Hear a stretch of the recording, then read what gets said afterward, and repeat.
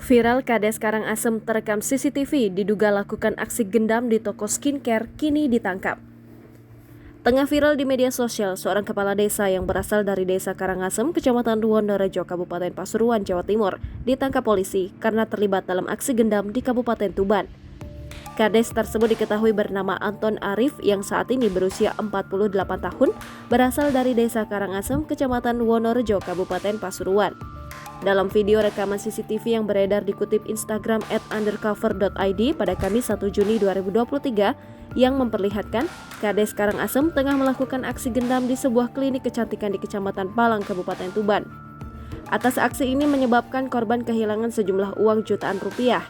Dalam menjalankan aksinya, tampak Kades Karangasem ini menggunakan jaket, peci, dan celana, sementara raut wajah ditutupi masker.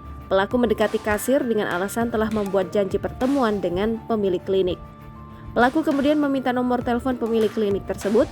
Setelah itu dengan berpura-pura menelpon pemilik, pelaku meminta kasir memberikan uang sebesar 4,8 juta rupiah. Aksi yang dilakukan oknum kepala desa ini bikin geleng-geleng kepala karena semestinya memberikan pelayanan dan contoh kepada masyarakat yang baik, namun ini justru melakukan kejahatan. Unggahan tersebut sontak heboh jadi sorotan dan tuai beragam komentar warganet. Diketahui penangkapan terhadap Kepala Desa Karangasem Anton Arif dilakukan oleh Polres Tuban di salah satu masjid di Kecamatan Paciran, Kabupaten Lamongan pada Selasa 30 Mei 2023 malam. Anton ditangkap atas tuduhan penipuan dengan modus gendam. Hasil penyelidikan awal polisi mengungkap bahwa Anton diduga melakukan aksinya di dua lokasi, yaitu Kecamatan Tuban dan Kecamatan Palang, Kabupaten Tuban dengan mengendarai sepeda motor. Atas perbuatannya, Anton Arif dikenakan pasal 378 KUHP terkait penipuan dengan hukuman penjara paling lama 4 tahun.